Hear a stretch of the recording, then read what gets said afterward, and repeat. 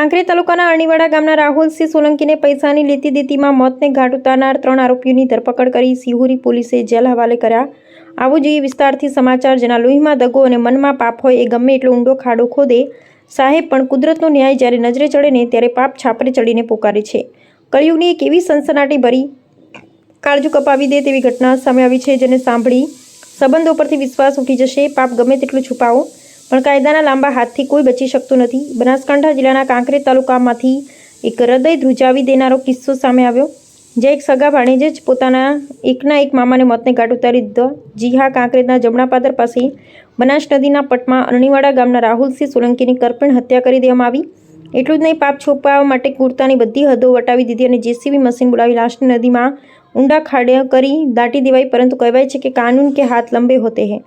આ ઘટનાની જાણ થતાં સિહોરી પોલીસ એક્શન મોડમાં આવી તાત્કાલિક તપાસનો ધમધમાટ શરૂ કર્યો। પોલીસે સૌથી પહેલા રાનેર ગામના દશરથજી જેણાજી જાદવની અટકાયત કરી સિહોરી કોર્ટમાં રજૂ કરતા કોર્ટે આરોપીના 2 દિવસના રિમાન્ડ મંજૂર કર્યા।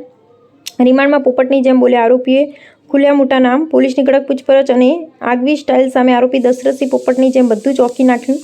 આ મર્ડર મિસ્ટ્રીમાં વધુ 2 આરોપીના ચોંકાવનારા નામ સામે આવ્યા। આરોપી નંબર 1 ઠાકોર જોધાજી તેજાજી, ધંધો ડ્રાઇવિંગ, રહેવાસી જાળિયા, તાલુકો કાંકરેજ।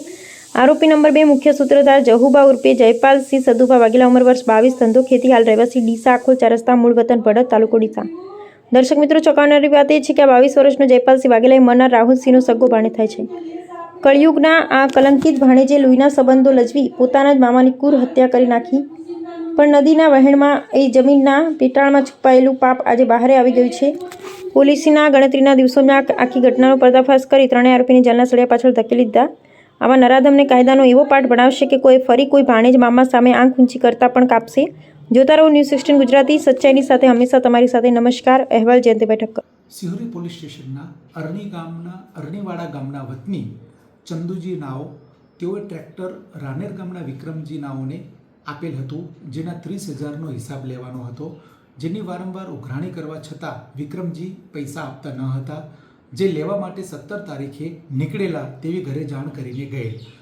જેઓ પરત ન આવતા 18 તારીખે પોલીસ સ્ટેશન તેઓના પરિવારજનો તરફથી ગુમ જાણવા જોગ નોંધ કરાવેલ હતી, જેની તપાસના ભાગરૂપે સિહોરી પોલીસ સ્ટેશન દ્વારા શકમંદ વિક્રમજીને લાવી ઊંડાણપૂર્વક પૂછપરછ કરતા શરૂઆતમાં કોઈ હકીકત જણાવેલ નહીં, પરંતુ યુક્તિ પ્રયુક્તિથી પૂછપરછના ભાગરૂપે વિક્રમસિંહ તૂટી ગયેલ અને તેને જણાવેલ કે હું પૈસા આપી શકું તેવી સ્થિતિ ન હોય, આર્થિક સંકળામણના કારણે તેને આપી શકું તેમ ના હોવાથી અમારે માથાકૂટ અને ઝઘડો થયેલો, જેના ભાગરૂપે તેને ટોમી મારી અને એનું ત્યાં ખૂન કરી નાખેલ અને ત્યાં જેસીબીથી ખાડો ગોદી અને આની ડેડ બોડી દાટી દીધેલ છે। જેના ભાગરૂપે બીજા દિવસે મામલતદારશ્રીની હાજરીમાં નિયમાનુસાર કાર્યવાહી કરી તે જગ્યાએ તપાસ કરતા ખાડો ખોદી અને નીકાળતા ડેડ બોડી મળી આવેલ અને આ આખી તપાસના ભાગરૂપે આરોપીને ગુનાના કામે અટક કરવામાં આવેલ અને આગળની તપાસ ચાલુમાં છે।